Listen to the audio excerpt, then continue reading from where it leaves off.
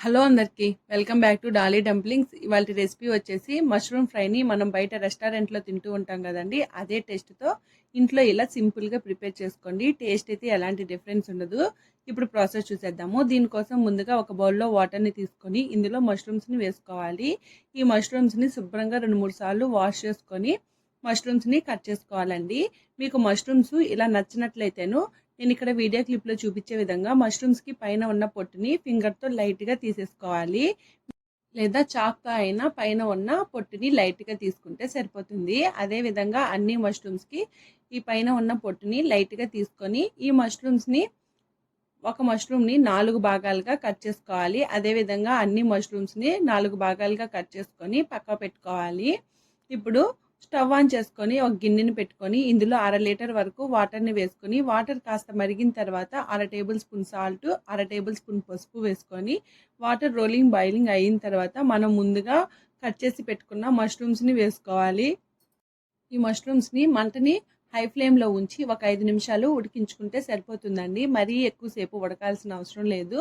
అలాగే మష్రూమ్స్ త్వరగా ఉడికిపోతాయి. చూడండి, ఇక్కడ వాటర్ పైన నురుగుగా వచ్చింది కదా, అప్పటి వరకు ఉడికించుకుంటే సరిపోతుంది. ఇప్పుడు ఈ మష్రూమ్స్ని వాటర్లో నుంచి డ్రైన్ చేసుకొని పక్క పెట్టుకోవాలి. స్టవ్ ఆన్ చేసుకొని కడాయి పెట్టుకొని ఇందులో 3 టేబుల్ స్పూన్లు ఆయిల్ వేసుకోవాలి. ఆయిల్ వేడైన తర్వాత 2 లవంగాలు, ఒక దాల్చిన చెక్కని వేసుకొని మంటని మీడియం ఫ్లేమ్లో ఉంచి లైట్గా వేగిన తర్వాత ఇందులో 2 పెద్ద సైజు ఆనియన్ని సన్నగా చిన్న చిన్న ముక్కలుగా కట్ చేసి వేసుకోవాలి. ఇలా చిన్న చిన్న ముక్కలుగా కట్ చేసి వేసుకోవడం వల్ల మష్రూమ్ ఫ్రై అనేది కాస్త గ్రేవీగా వస్తుందండి.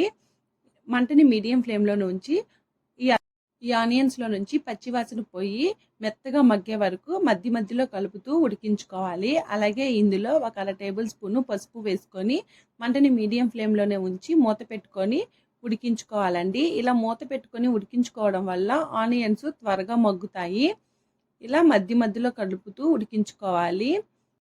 మళ్ళీ మూత పెట్టుకొని మంటని మీడియం ఫ్లేమ్లోనే ఉంచి మధ్యలో మిక్స్ చేసుకుంటూ ఉడికించుకోవాలి. చూడండి, ఇక్కడ ఆయిల్ పైకి తేలింది కదా, అలాగే ఆనియన్ కూడా మెత్తగా ఉడికిపోయిందండి. ఇప్పుడు ఇందులో 1 టేబుల్ స్పూను ఫ్రెష్గా రుబ్బుకున్న అల్లం వెల్లుల్లి పేస్ట్ని వేసుకొని అల్లం వెల్లుల్లి పేస్ట్లో నుంచి పచ్చివాసన పోయి ఆయిల్ పైకి తేలే వరకు మధ్యలో కలుపుతూ వేయించుకోవాలి. అలాగని మీరు అలాగే వదిలేశారంటేను అడుగు పట్టేసే ఛాన్స్ ఉంటుందండి. చూడండి, ఈ విధంగా మధ్యలో మిక్స్ చేసుకుంటూ ఫ్రై చేసుకోవాలి. అల్లం వెల్లుల్లి పేస్ట్ సరిగా వేగనట్లయితేను కర్రీ టేస్ట్ అనేది చేంజ్ అయిపోతుంది. ఇలా వేగిన తర్వాత ఇప్పుడు ఇందులో మనం ముందుగా ఉడికించి పెట్టుకున్న మష్రూమ్స్ని వేసుకొని ఒక 2 నిమిషాల పాటు మంటని లో ఫ్లేమ్లో ఉంచి మధ్యలో కలుపుతూ వేయించుకోవాలి. ఇలా వేగిన తర్వాత ఇప్పుడు ఇందులో 2 రెమ్మలు కరివేపాకు, అలాగే 3 కారం గల పచ్చిమిర్చిని సన్నగా పొడవుగా కట్ చేసి వేసుకొని మంటని మీడియం ఫ్లేమ్లో ఉంచి మూత పెట్టుకొని ఉడికించుకోవాలి. చూడండి, ఇక్కడ ఆయిల్ పైకి తేలే వరకు మధ్యలో కలుపుతూ మూత పెట్టుకొని ఈ మష్రూమ్స్ని ఫ్రై చేసుకోవాలి. ఇప్పుడు ఇందులో 1/2 టేబుల్ స్పూను సాల్ట్ వేసుకోవాలి. అలాగే 1 టేబుల్ స్పూను ధనియాల పొడి, ఒక 1/2 టేబుల్ స్పూను జీలకర్ర పౌడర్ని యాడ్ చేసుకొని ఒకసారి బాగా కలుపుకోవాలి. ఇలా బాగా కలుపుకున్న తర్వాత మూత పెట్టుకొని ఈ మష్రూమ్స్ని ఫ్రై చేసుకోవాలండి. అలాగే ఈ పచ్చిమిర్చిని మనం ముందుగా వేయకుండా ఇప్పుడు వేయడం వల్ల ఫ్లేవర్ అనేది చాలా బాగుంటుంది.